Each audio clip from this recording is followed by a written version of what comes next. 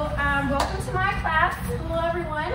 I'm Jamie Welsh. If you do not know me, you'll get to know me. So I'm going to tell you some stories today. I am teaching engaging, so if you're in the wrong class, you can feel free to go, and I won't be mad. I'm just kidding. You can't leave now. Now that you've come in, you're stuck with me. So just to give you a little bit of a heads up for this class, I prepared for the last 3 weeks for my class and what we were going to do. And when I was on the plane, God changed my whole class. Legitimately the whole thing. And so you're my second class and I ran through it once. So have patience with me, thanks. So what's really cool though is that I understand why it got changed, because listening to the Drapers, I'm realizing that it kind of aligns a little bit more with the way that they're telling their story. And so today we're actually going to go through and we're going to kind of examine, this is going to be kind of a teaching class a little bit, and we're going to talk about some scripture and talk about Peter. So if you have a little worksheet in front of you and you're going to get to take notes, you don't have to write as much as me, don't worry. But we're going to start with this one in the very front. I'll get started. So a little bit about me. So my name is Jamie. I am actually a pastor's wife in California. My husband is the pastor of the Manteca Church of God. He's also the president of the California Eldership, so I have a lot of responsibility as far as the church goes in California. I am a full-time district manager for Starbucks. I'm a little bit of a coffee snob, so if you see me have to go over to Tiffin Avenue and get my coffee, that is why, or else I'm not awake. I have two small children. I have he's seven and a 3-year-old. He's going on 16. So I have a 7-year-old named Nathaniel and I have a 3-year-old named Caleb. So as you can see, I have a very extremely busy life. But what I'm hoping will come out today, I'm going to share some stuff about me. We're going to share some stuff about you. What I'm hoping is we can kind of look through the scriptures and think about what's God calling us to do and how He wants us to engage our community. So that's what today is about. So I'm going to start off with number 1 and just kind of taking a little bit of a look into the life of Simon Peter. So Peter was named by Jesus Peter, which in Greek is the rock. So what I really love about this is that Jesus is setting up in the beginning in Matthew 16:18, and He says, I tell you, Peter, I tell you, you are Peter, and on this rock I will build my church, and the gates of hell will not prevail against it. And so we're going to kind of start off with this, and we all kind of know the life of Peter. Most of us know the life of Peter. But Peter makes some choices as time goes by, and we'll see that as we go through each example. But Jesus tells Peter immediately, He says, you are the rock, Peter, and I'm going to build my church on you, basically, which is such a big thing, right? And so one of the things that I want you to think about right now is, even without going into this class or think about anything else, what do you feel is something that God is calling you into? So who are some people that you are trying to reach? What is something that you feel God has put on your heart? Maybe you pack shoe boxes. maybe you pack shoe boxes. Telling you have to, or else she's going to get you. Maybe you do that. Maybe you serve in your church. Maybe you go to the rest homes. Maybe you do whatever. What is it that you feel God has really called you to? Or maybe it's something that God's called you to that you're not quite doing yet. So take a couple seconds. Once you pray about it, think about it. You can write it under number 1.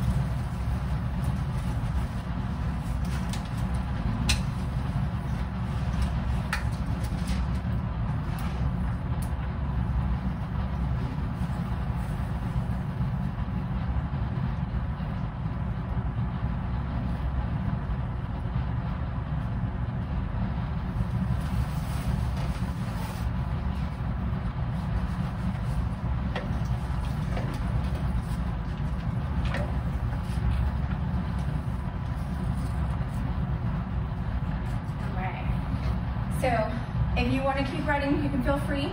But what I want to dive into is whatever this is that you wrote down is obviously something that God has pressed upon your heart. We all have something that we do in our lives. We all have places that we go. And so my hope today is that maybe God calls you into something new, or He draws you deeper into whatever that is that you wrote.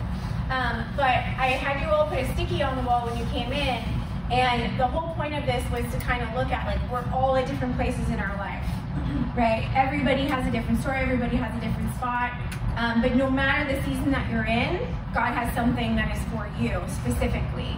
And somebody in the other class was joking around with me. I was like, well, I'm retired, like, give me an example. And I said, well, technically Peter retired from fishing, so. So the thing that I want you to think about today is, like, what are the things too that are pitfalls? So, like, sometimes we go out to do these things and then things get in our way, right?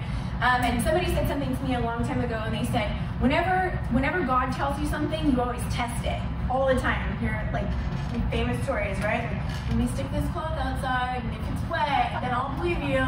Or, okay, now make the grass wet, but not the cloth, and then I'll believe you, right? Like, you all know the story. But the piece that somebody told me was, when Satan tells you something, you believe it instantly. It's like, you grab it and you take it. So what we want to do today is kind of think about, like, how do we keep those voices out? How do you keep Satan out of your head when you're thinking about where you want to go? So if you look at number 2, it says in Matthew, and there's a typo, sorry, it's 14:22 through 33, not 23. It would be a really short story. So Jesus appears to the disciples on the boat when they're in the storm. Everybody remember this story, right? And he calls Peter onto the water. And what I love about Peter, and the reason why I chose Peter, is Peter was a bold guy, right? Like, he was impulsive, he did things, and so for him, he had faith. He knew that Jesus was there, so he's like, all right, Lord, I'm gonna hop out of the boat. So he hops out of the boat, and then what happens? Yeah, he walks, right? That's what happened first. He walks. And why did he walk? Because he had his eyes on Jesus. But then what happened? That's right, he starts to sink, and he starts to sink because he takes his eyes off of Jesus. So the thing that really gets me is that he saw the winds and the waves that were coming, right? And so in our lives, we have winds and waves. It's in everything that we do. And so what I want you to really, like, think about and just kind of meditate on is, like, what are the winds and the waves in your life? What are the things in your life that take your focus off of Jesus? Just like Peter. What are those things to what God's called you to? One of the things that I like to think about in this section is that the winds and the waves can look different depending on your season, right? And so I can actually pick from a couple of different categories. And for me, sometimes in my career, the winds and the waves, maybe they're the customers. Maybe they are my workers. Maybe they are my peers that have something to say, but I allow those things to kind of get into my way and in my ministry. So what are your winds and your waves?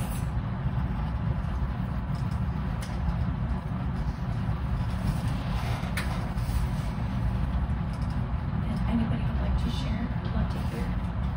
Myself. You're the winds and the waves? Yeah, sometimes you're just selfish. You don't I want to do my time. I want to finish my time.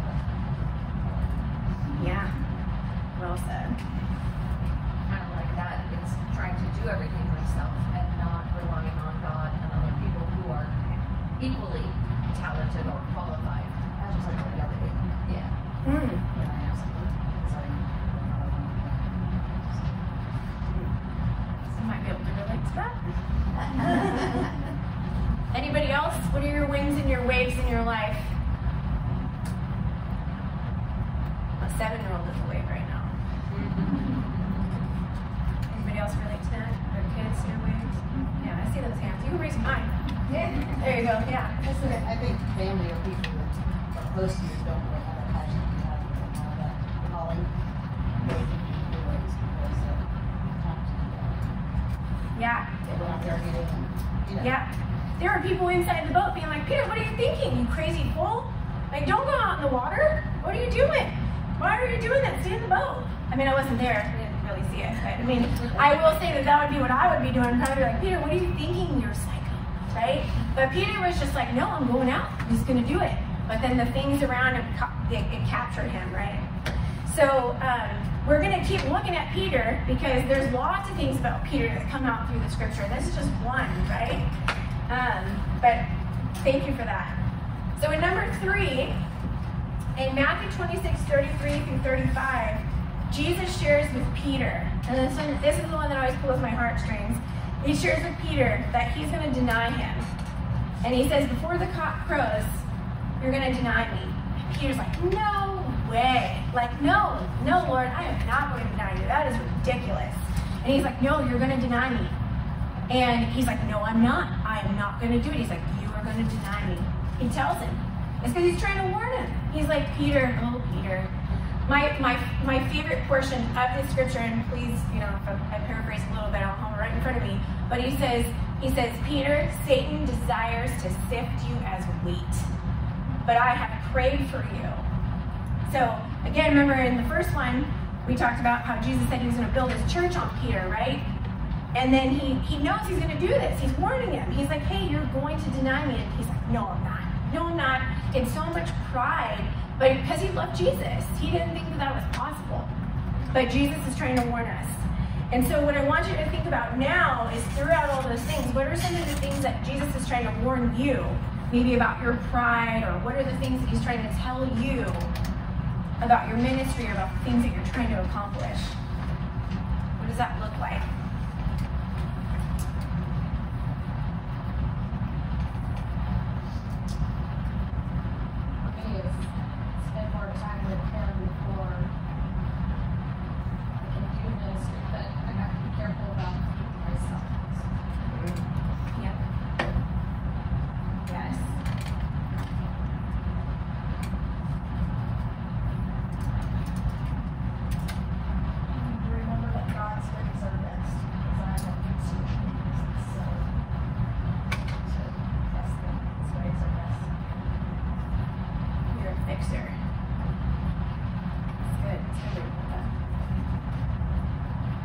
I don't usually fix things. Sometimes I can mess them up a little bit.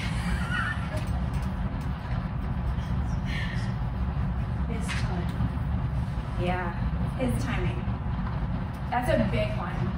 Where I'm ready, I'm going to go. And I'm sure that when Jesus called Peter out of the water, he knew what was going to happen, right? It's a lesson. He knew what was going to happen. Peter's like, I'm ready. I'm not going to deny you. It's not going to happen. So, unfortunately, though, we do know what happens, right? We've all read it. But if you turn over to the other side of the paper, we see that in Luke 22:49, Jesus is arrested in the garden. This one's my favorite because I feel like I really associate with Peter on this one. This is my biggest issue. So Jesus is in the garden. He just got done praying, and then they come to arrest him, right? Judas comes and he says, Judas, you're going to betray me with a kiss. And the disciples see that they're going to take Jesus away, and they're like, Lord, what's going on? Like, do you want us to pull our swords? Do you want us to do anything? Well, good old Peter, he didn't wait for an answer, did he? He just took out his sword and he just took off his ear. Right? That's me. It's me. This one resonates with me. But like, he was impulsive.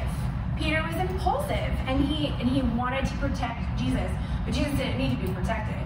And then in the end, what made it even better was Jesus was like, enough. And then what did Jesus do to the man the servant? What did he do for him? He healed his ear. Kind of like, okay, thanks a lot, Peter. Just go ahead and take care of this again, fix this guy's ear for you. But Peter was impulsive, right? It's like, what are some of the things that you do within your ministry that's impulsive? Or like when you're trying to talk to people. Sometimes mine is I try to give advice that people just don't want to hear, right? Sometimes you want so badly to help them, you give them advice, but it's not the advice they want. Sometimes people give me advice that I don't want either, right? So like, what is it that God's speaking to you that he's saying? And I promise we're going to get to the engaged portion of like, going out to people, but we're examining ourselves right now.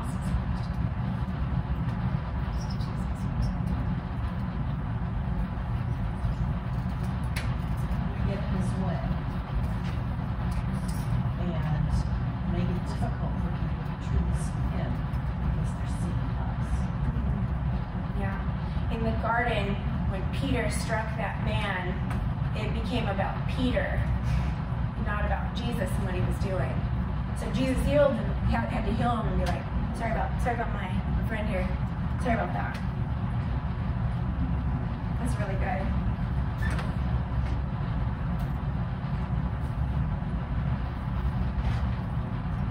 Sometimes it comes out in different ways in women too, right? So like sometimes it can come in the form of gossip, right? Like sometimes we talk about others, sometimes others talk about us. Sometimes, we are the leaders of things as women, and we don't like the way things happen. Sometimes we want them to be a certain way. And we get offended, we get upset, and then we lash back, right? But like truly loving somebody is not lashing back. And that's going to be what we're going to talk about in just a minute, but like truly loving other people is really how you engage them. So if we move to number 5 in John 21:15. So just to kind of like cast a little bit of a background, right? So Jesus resurrects. We all know the story. Peter denied Jesus 3 times, just like he said he was going to do. And I'm sure Peter probably didn't feel too great about himself, right? We all know he didn't. And what did Peter end up doing? So actually, let me back that up a little bit. So Jesus comes back, he reveals himself to some people, and then there's 7 disciples that he goes to find, and where are they? Does anybody remember? They're fishing. And it's funny because I think about that, and it's like, what were they before? Fishermen. They went back to what they do, right? And I'm so guilty of that sometimes too. You like push yourself out, and you go to do something, but you go back to what you know, that you're comfortable with. So you venture out, and then all of a sudden you hit a wall, and then you're like, oh, well, maybe I wasn't supposed to do this. And we retreat, and we go back to what we knew. We go back to the same stuff. Anybody relate to that? Yeah, definitely. So what is it? And I gave you like little questions at the bottom, but when we look at 5, and Jesus says to Peter, do you love me? Do you love me? Does anybody know what type of love he's talking about here? In the Greek? Agape love. What is agape love? Unconditional love. Unconditional love for the Father and his unconditional love for us. That's agape love. So when he's asking him, it wasn't before when he said, no, you're going to deny me, and he already knew. He's like, Peter, do you love me? Do you love me? And what's so beautiful about this section is like, it's just thinking like, just going to church is not enough. It's not enough. Just like waving at somebody, it's nice, it's a nice gesture. Just waving is really nice to people, right? But like really loving them. And that's how Jesus feels about us. He loves us. And the people that he's called you to engage with around you, he loves them. And so in order for us to reach them, we have to love them like Jesus loves us. It's definitely something we have to work towards sometimes, right? And we still have these things come up. But do you think that when Jesus told Peter that he was going to build a church on him, that he already knew the end of the story for Peter? Of course he did. And Peter was his friend. It's very clear in the scripture that Jesus had some favorites. Maybe not, but it felt like it, right? He had people who was very close to him. And Peter was Jesus' friend. It's like the inner circle. And he knew that all this stuff was going to happen, but he still made that promise to Peter. And so how do we promise ourselves to Jesus? So what I want you to think about in 5 is like, what are some of the things that maybe you have promised or you want to promise, or like God's just putting on your heart right now that you feel like you need to be more loving, or how you're going to grow that love? Think about it for just a second.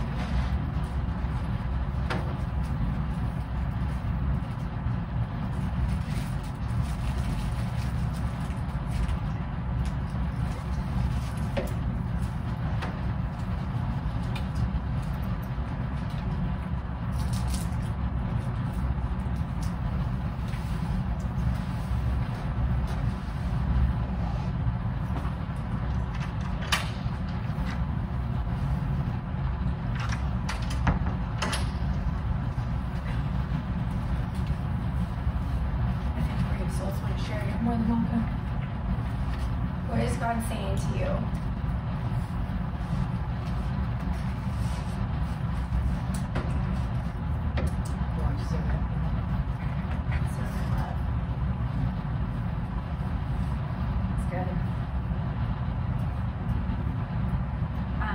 Share a story. There's a woman that's very close to me, and she's like my second mom. When I was younger, I didn't live with my mom. I lived with my grandma, and I kind of like bounced around to different houses. So people definitely showed me some love.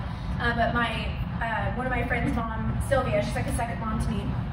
Her mother is like probably the most like wonderful Christian I've ever met in my entire life. She's so cool, which makes me realize why Sylvia was so great.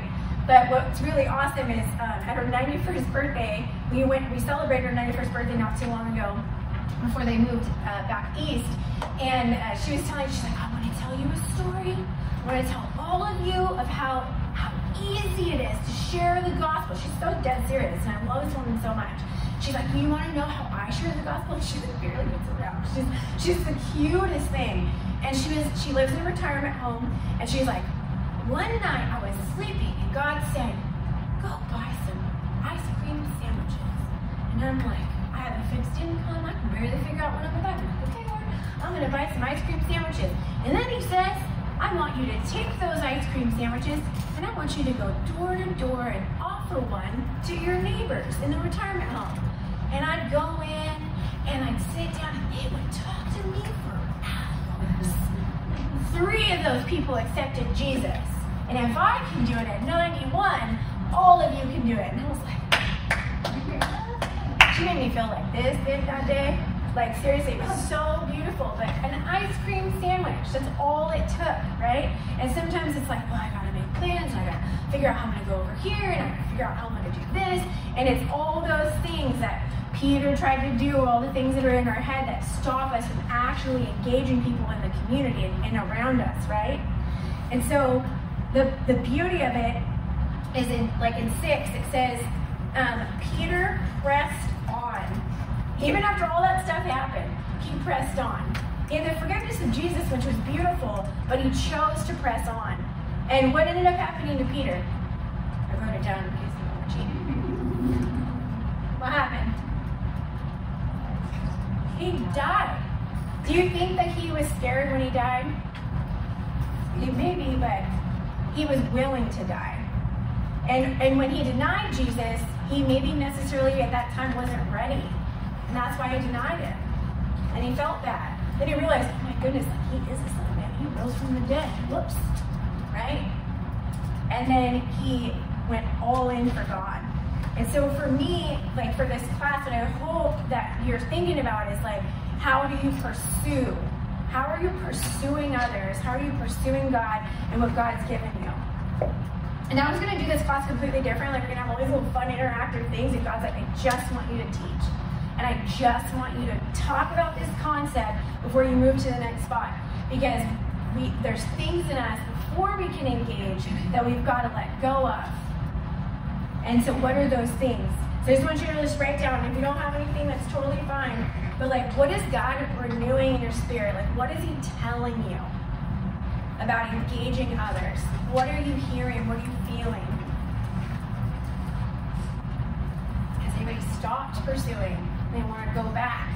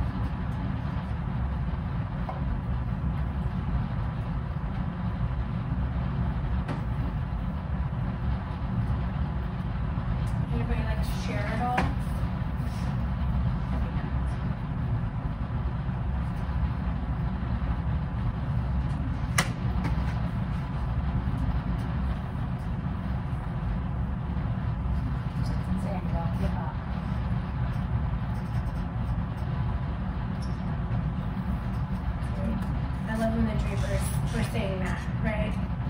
And it's listening to them makes me realize why God's doing it this way, right? Like there's a story in there. What's the story? Don't give up. And one of the worst circumstances you could think of, right? And both of them give up a kidney, but what are they doing while they're in the hospital? They're just evangelizing to everybody that he's not finished. And I loved what Kathy said. Maybe all of this was just to speak today, right? It's beautiful. It's beautiful. It's a night when Brady's calendar had been full. She never would have gotten these. Yeah.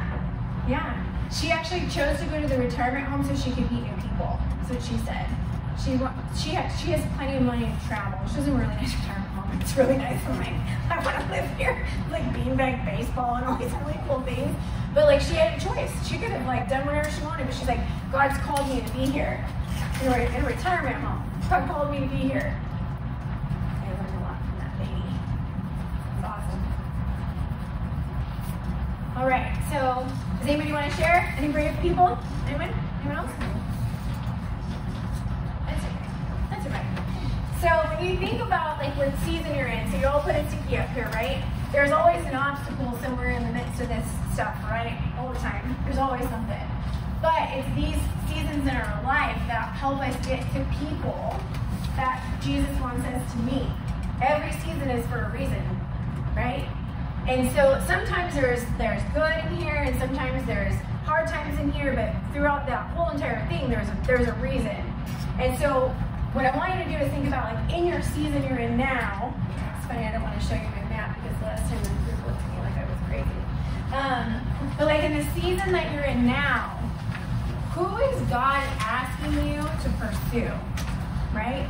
So you have this cute little map right here, and you can do this however you want. So you could do this as, you know, my church and the people within my church, or you can venture out of your church, which I highly encourage you to do, and you can put this as, you know, where you go every day. Maybe you go to the grocery store every day, or maybe you go to volunteer somewhere every day. Whatever it is that you do in your everyday life goes into this circle. So you are the middle, and the things that you do are here. The way I chose to do mine, which again, you'll see it's a really crazy map, so I don't expect this, but there's a reason I did it this way. But I just picked my circle is where I go every day. So I go a lot of places, and I'm a really busy person. That's why it looks like this, okay? So when you look at this, what are the things you do every single day? And who are the people of peace that God's looking for? So as an example, obviously I work for Starbucks, so Mama Bubbles is Starbucks. Now that's multiple stores, but it's Starbucks. And so within there, for Starbucks, if you look at just my little chunk, I've got people that I am actively ministering to at my work. One of them is my boss. One of them is my boss. And trust me, we didn't have the best relationship when we started. But then one of my peers, Elisa, I have a store manager named Holly, and now her daughter and her daughter's friend are starting to go to our church. She's starting to come online. But it was all because of this connection. So what I want you to think about is within these circles, who is God calling you to minister to? And then who's on the fringe of those people? Right? So mine are, I put Starbucks, my son's school, Podesta Ranch. I put Venture Academy, that's where my husband works, and I feel like I work there too sometimes. And then I put missionaries on here, because I'm always actively praying for our missionaries. I have my neighbors, and we'll talk about that in just a second. And then I even have like a little circle of discipleship within my California eldership. So what are the things you want to put? And if you want another bubble sheet, I can give you one at some point too.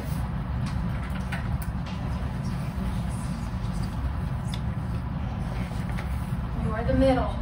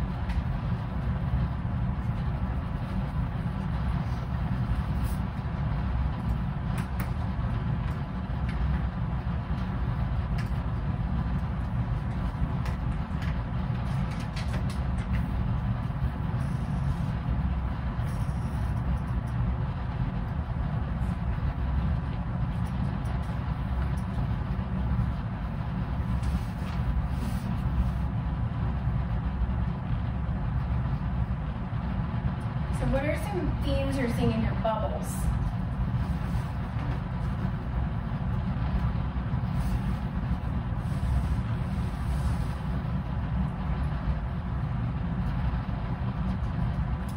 I feel like I have different groups of, different groups of friends, like in separate bubbles, because I have my church friends and friends that I do life with Jesus, and then I have my friends that I've grown up with that are really close to me, but not necessarily know Jesus. And different family members the same way. So it's like I have a lot of the same, but they're different. Yeah. Yeah. How many of you have mostly all believers in your bubble? Do any of you have that? Yeah. So sometimes too, like, how do we pray for God to give us new people outside that bubble, right? Like, I had that same problem as you, because you're going through and you're like, okay, well this person actually goes here. But what I started doing is, like, they connect from different circles, right? Eventually they start to connect. Some of these people make it into church. Some of these people don't.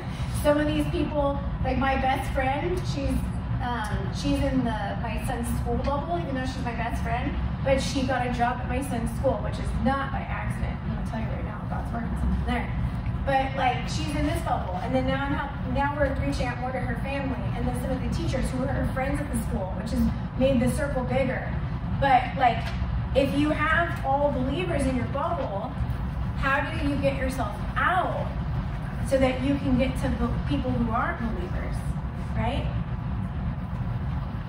So what is God talking to you about with that? Maybe if you had the grocery store, there's definitely not all believers at the grocery store, right? I love the example that Linda Draper gave when she said, I was in the store and I was in a hurry, and this lady just didn't seem to care that I was in a hurry, right? Because God didn't want her to be in a hurry. That was the reason why. Like, how do you open your eyes to see the people that are around you every single day? And so when I got asked to teach this class, it's like, well, you're so good and engage in the community. And it's like, no, I'm not.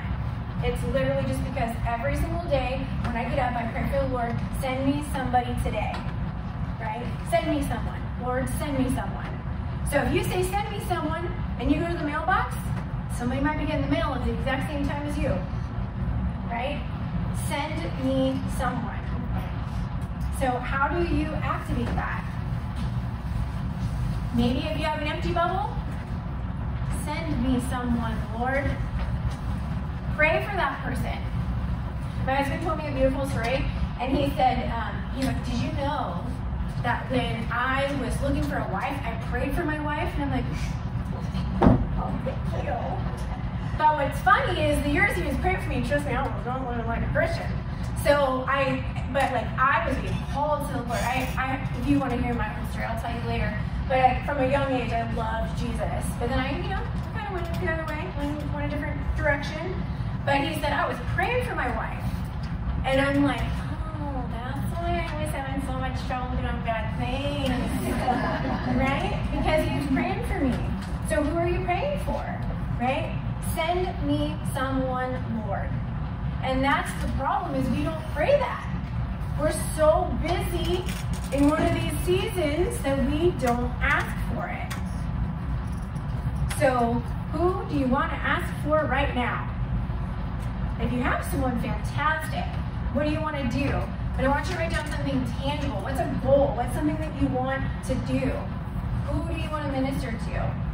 What's something that you've always wanted to do, but you just couldn't? Because you thought you couldn't.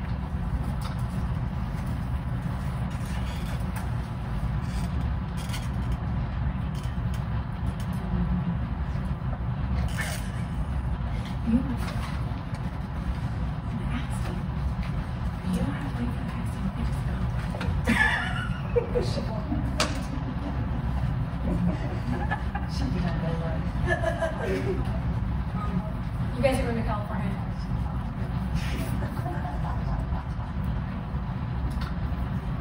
See? It's that easy. I mean, I guess God has to tell you gotta go, though.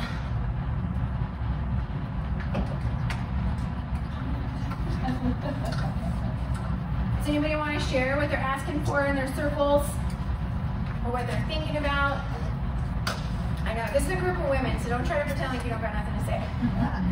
Yes? I'm praying that God send a Christian woman to my son that's not married. Ah! That's good.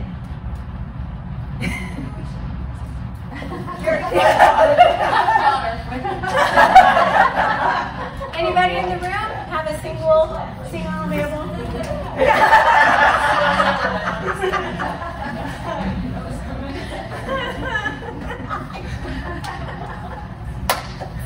It was awesome. Oh, this is actually also Match.com in here, so it's pretty cool. Or is it, what's the Christian one, eHarmony? Is that what that is? I don't know. I have some friends that met each other on there. What about someone else? What are you praying for? What are you asking for? So I felt over the years that I used to have a heart for you, and I did all that for years and years. And I feel like as I was growing in the Lord, that He was really giving me a heart for women in the community, and just the church was just a sisterhood like we've never experienced before. And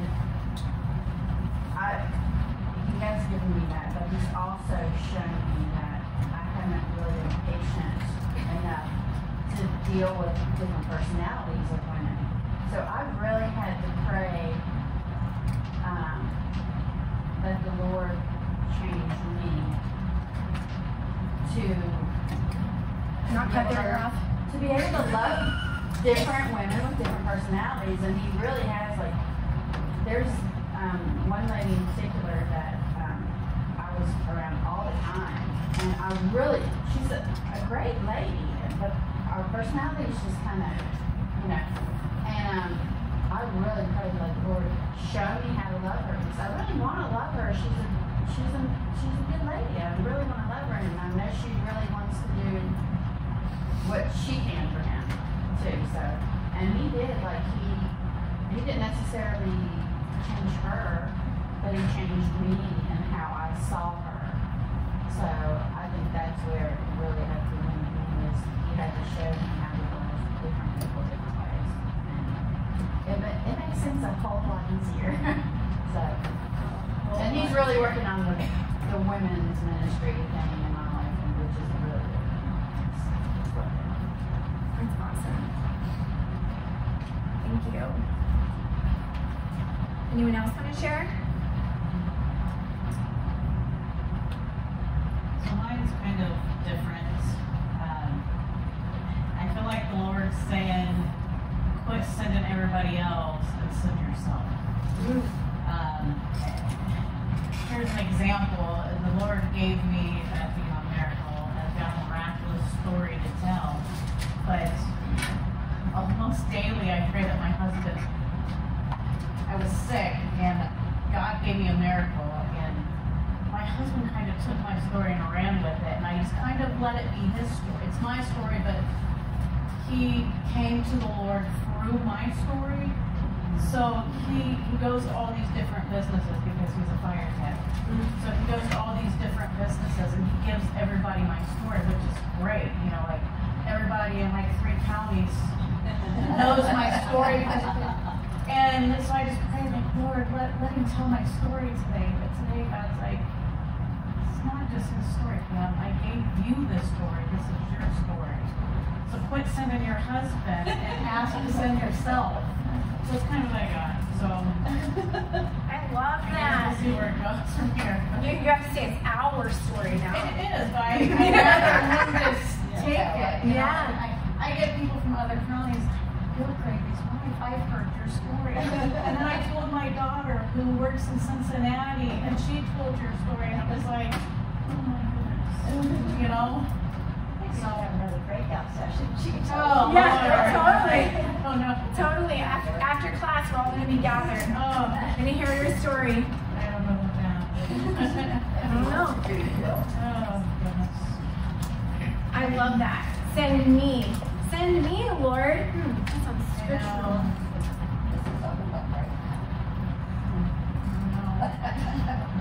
Mine's almost the opposite. I'm coming out of a season of hardship.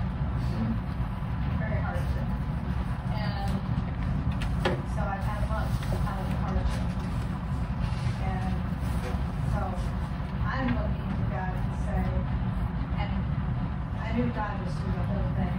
I didn't do that. Hey God, what's next? Where are we on next?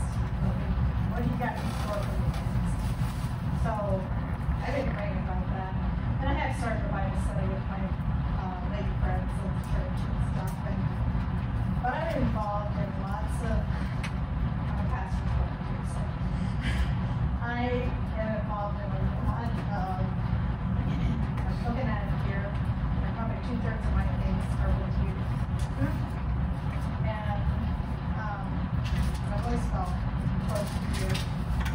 But I'm getting that age, I don't know if you listen to me, you know, but I also know I have some wisdom to give. And so, I don't know yet where I'm going quite.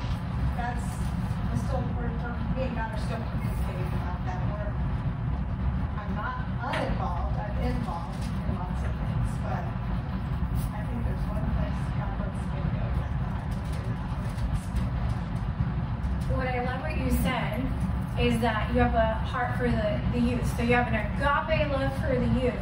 But does anyone else in your church have that love for the youth? I think there's probably a few.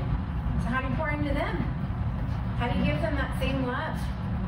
We don't have mentors anymore. Right? How do you become a mentor? Discipleship. And then you still get to do it. Then you get to tell the old women how to do it. I think as kids, they're listening essentially like grandkids.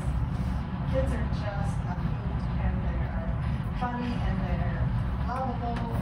I mean, they have to be taught to be mean, to be, you know, they were born by God. And so they, to me, a baby is pretty much perfect in this world. And so for them to be on the bad side, they have had something in their life that was awful. And so kids are just lovable if you give them a chance. Well, when my son is being rebellious, I'll call you for you to give me some advice. Be like, give me that agape love of my child right now. I just spent the last 15 months taking care of 5 of my grandkids. God bless you. And they're from 2 years old to 13 years old.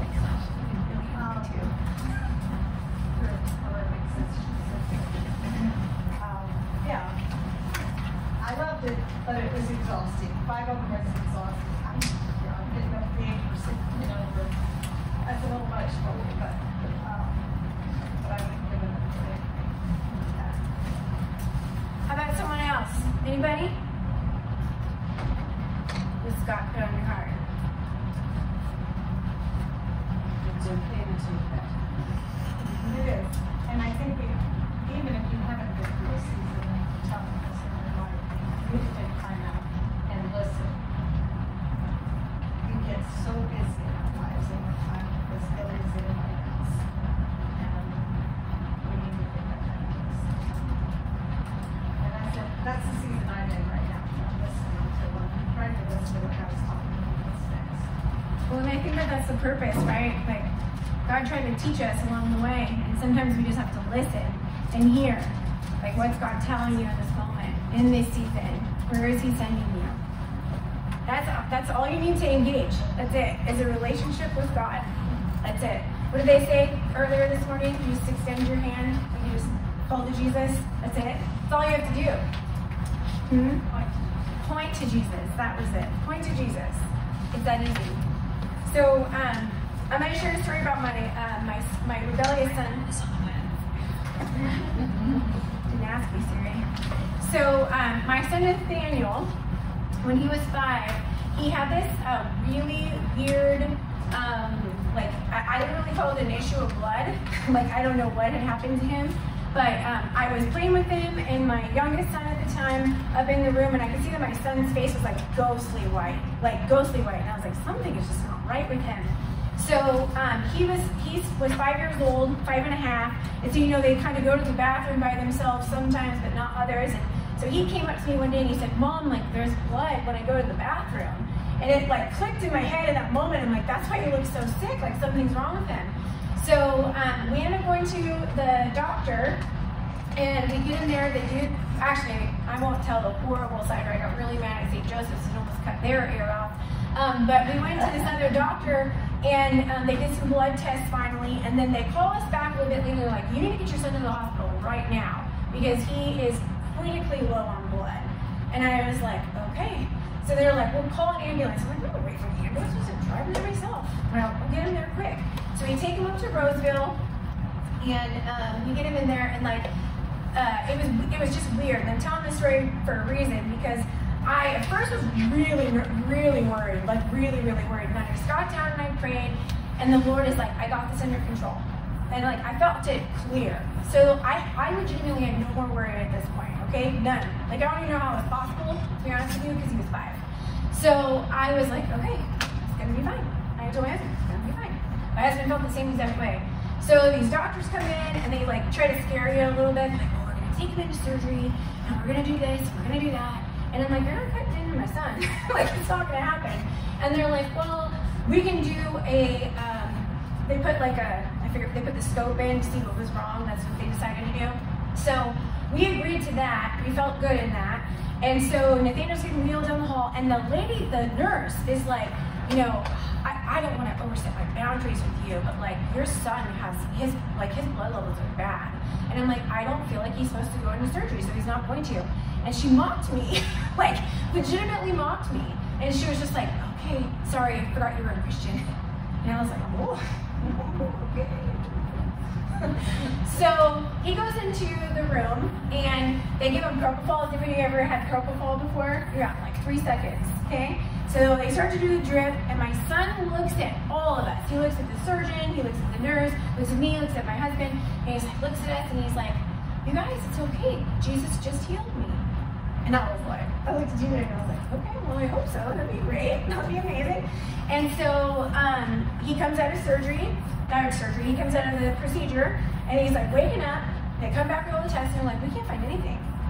And I'm like, of course we can't. And then I look at my family, and I'm like, what did Jesus look like? Like, did he, like, was he shiny? Like, what did he look like? And my son was just like, he just told me, I heard him. So I'm like, oh, I just like showed him pictures of that little girl Drew. I'm like, is it this one? So then he tells this to the doctors. So the doctors come in. They're like, well, we're going to do another test. And then Nathaniel just looks at the doctors and says, like, I told you that Jesus healed me. Like, I'm fine now. Like, I'm fine. So we bring his little laptop. He's zooming at school. He's literally in class on Zoom. It was COVID, by the way, which I was super lucky that Roseville let us have 2 parents in the room. And he's like zooming, and he's on with his class, okay? And they're like, oh, Nathaniel, you're in the hospital. He's like, oh, I'm fine. Jesus came, healed me. I'm good to go. And so, like, but then the doctors are kind of starting to, like, think something of it. They're like, something's weird. So then Nathaniel is like preaching to everybody. He's going to be a preacher, or he's going to be a serial killer. I don't know which one. Like, there's a really bad thing to say, but he loves the Lord. So we get to this whole circumstance. This woman pulls me aside, and she says, I have never seen faith like this at all. And she literally, pray with me right now. She's like, my husband is very sick, and I hate God. I hate him. And I was just like, oh my gosh. So we prayed together, and we like had this moment, and I realized in that moment that like it was all for this woman. Whew, I'm tear up right now. But she gave her life to the Lord. And it was all over a little boy having to go in the hospital. It's beautiful. But I say this because we go through things and we don't realize that in the moment there's a reason. And so I didn't get choked up in the last class. It was weird. But it's beautiful because that's what God means by agape love. Do you trust me? Do you love me? Do you love my people? Because trust me, I was not loving her for a second. I was getting irritated. But at the same time, like, I was kind to her, and she saw that, and she saw the love of Jesus, and she saw it in my son. So it's like those littlest of moments matter the most, and that's, if you get anything from today, that's what God's looking for from you. That's it. So how do we, in those moments, show up our very best? And I think that that's what God's trying to say throughout all this soul searching, is what in us is like what Peter had. What are the things in us that sometimes get in our way? Because I could have gotten really angry, I could have gotten really worried, I will say I had a sense of peace. I can tell you stories about where I didn't have peace. We can go to that class later. We're going to go at the happy ending class. But that's what God pressed upon me. It's like, I just want the women to trust me and to love me. To agape love me. And I think that's sometimes what we're missing. So, I finished a few minutes early, but if anybody wants to talk afterwards, I'm available. Please go in your community, find people. Lord, send me. Tell your story. Disciple people. God has something for you. Just take it with you. Thanks, ladies.